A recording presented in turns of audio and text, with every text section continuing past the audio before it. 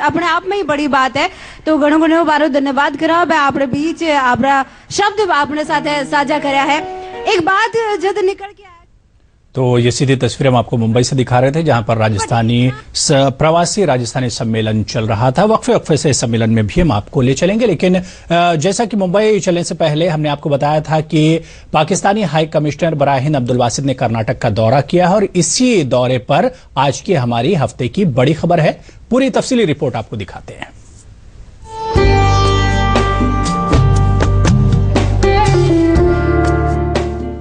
Pakistani high commissioner Abdul Basit ने अपनी अहलिया सुमैया अब्दुल बासित के साथ कर्नाटक का 4 रोजा दौरा किया।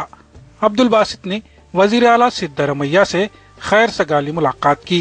तारीखी शहर मैसूर और श्रीरंगापट्टन का दौरा करते हुए अब्दुल बासित ने मुजाहिद आजादी हजरत टीपू सुल्तान रहमतुल्लाह अलैह के मजार पर हाजिरी दी। मुख्तलिफ प्रोग्रामों में शिरकत के साथ अब्दुल बासित ने कर्नाटक उर्दू अकेडमी की तकरीब में शिरकत की। 29 अक्टूबर की शाम बंगलुरु के निजी होटल में मुनक्किदा इस तकरीब में अब्दुल बासित ने उर्दू के शोरा, उदवा, सहाफियों से खिताब किया। अपने इस खिताब में अब्दुल बासित ने कहा कि उर्दू जबान को पाकिस्तान में भी कई तरह के मसाइल का सामना है। उन्होंने कहा कि भले ही उर्दू पाकिस्तान की कौमी जबान है, लेकिन पाकिस्तान में उर्दू को जो मकाम मिलना चाहिए वो आज तक नहीं मिल पाया है। इसकी अहम वजह हुक्मरान तबके का उर्दू के बजाय अंग्रेजी को तरजीह देना है। इसलिए पाकिस्तान की सरकारी जबान आज भी अंग्रेजी ही है। इलाकाई बोलियों का गलबा अंग्रेजी और दीगर जबानों की यलगार से भी उर्दू की तरक्की मुतासिर हुई है। कौमी जुबान तो हमने उर्दू को बना लिया, लेकिन जो हैसियत और अहमियत इस जुबान को देना चाहिए थी वो हम दे नहीं पाए, और उसकी कुछ वजूहात, बुनियादी वजूहात हैं। पहली वजह तो ये बनी कि जो हमारा रूलिंग तबका था, जो एलीट क्लास थी, वो सारी बुनियादी तौर पर उनकी तालीम बरतानिया में हुई। उन्होंने अंग्रेजी को सरकारी जुबान बना दिया, जो वाकया भारत में भी है। चूंकि सरकारी जुबान अंग्रेजी हो गई, उस वजह से उर्दू जुबान की तरवीज और उसकी तरक्की के लिए जो मौके देने चाहिए थे वो हो नहीं सका। अब्दुल बासित ने पाकिस्तान में उर्दू अदीबों, शायरों और फनकारों के कारनामों की सताइश करते हुए कहा कि 1 माह कबल पाकिस्तान की सुप्रीम कोर्ट ने उर्दू को सरकारी जबान बनाने का फैसला सुनाया है। मजहबी हालात के सिलसिले में अब्दुल बासित ने इतराफ किया कि पाकिस्तान के बानियों ने जो ख्वाब देखा वो आज तक पूरा ना हो सका।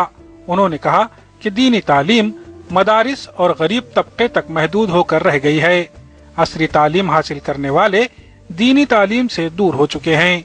यही वजह है कि दीनी और दुनियावी तालीम में खलीज बढ़ गई है। पाकिस्तान में यकीनन हम एक इस्लामी रियासत है, हमें बहुत सी खराबियां हैं, इसमें भी कोई शक नहीं है। जो हमारे फाउंडिंग फादर्स थे, जो हमारे असलाफ थे, जो ख्वाब उन्होंने पाकिस्तान में, तसव्वुर पाकिस्तान जो था, जो पेश किया था अल्लामा इकबाल रहमतुल्लाह अलैह ने, हम वहाँ तक अभी नहीं पहुँचे। हमने पाकिस्तान को एक इस्लामी रियासत बनाना था, जो हम अभी तक सही मानों में बना नहीं सके। तकरीब में कर्नाटक के वजीर अक़लियती बहबूद कमरुल इस्लाम ने कहा कि उन्होंने कर्नाटक में अक़लियतों की फलाह व बहबूदी के लिए जारी सरकारी स्कीमों से पाकिस्तानी हाई कमिश्नर को वाकिफ कराया है। कर्नाटक उर्दू अकेडमी की सदर डॉक्टर फौजिया चौधरी ने कहा कि सरहदें जमीन पर हो सकती हैं, लेकिन इंसान के जहन और दिलों में कोई सरहद नहीं होती।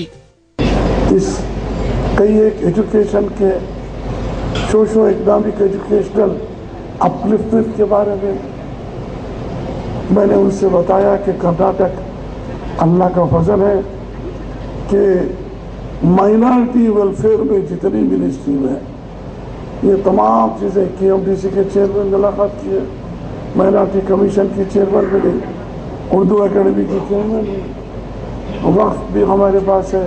इससे हटकर दूसरे पोर्टफोलियो से वो बात अलग है।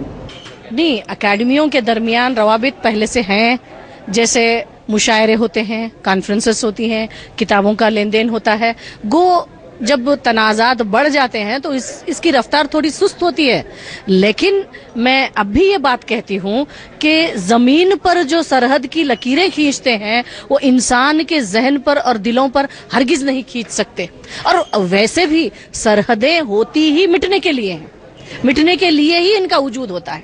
تو ان سرحدوں کو جو ہمیں ایک دوست کی جگہ, ایک مخلص کی جگہ دشمن بنائے, یا ایک اچھے انسان کی جگہ ہماری انسانیت چیننے کی کوشش کریں, تو ایسی سرحدوں کو پاٹنا چاہیے. اپنے دورے کے دوران عبدالباسط نے بنگلورو کے پریس کلب میں میڈیا سے خطاب بھی کیا. وزیر اعلیٰ سدھرمیا کو پاکستان آنے کی دعوت دی. کرناٹک کے دارالحکومت بنگلورو کو شہر گلستان کہتا ہوا سن کر عبدالباسط نے کہا کہ ان کے آبائی وطن کراچی کو بھی شہر گلستان ہی کہا جاتا ہے. اس طرح دونوں ممالک کے درمیان موجود کئی یکساں پہلوؤں کو عبدالباسط نے اجاگر کرنے کی کوشش کی. امید کی جانی چاہیے کہ عبدالباسط کا کرناٹک دورہ دونوں ممالک کے درمیان تعلقات کو مزید استوار کرنے کا ذریعہ بنے گا. ہندوستان اور پاکستان کے درمیان بھلے ہی لاکھ تنازعات, لاکھ مسائل اور لاکھ دوریاں کیوں نہ ہوں, اردو زبان نے تو ہمیشہ یہی پیغام دیا ہے کہ تم پیار کی سوغات لیے گھر سے تو نکلو, تم پیار کی سوغات لیے گھر سے تو نکلو, رستے میں تمہیں کوئی بھی دشمن نہ ملے گا. کیمرہ مین گنشیکر کے ساتھ رؤف احمد, ETV نیوز, بنگلورو. تو یہ تھی ہفتے کی بڑی خبر. اس بلیٹن میں بھی فی الحال اتنا ہی.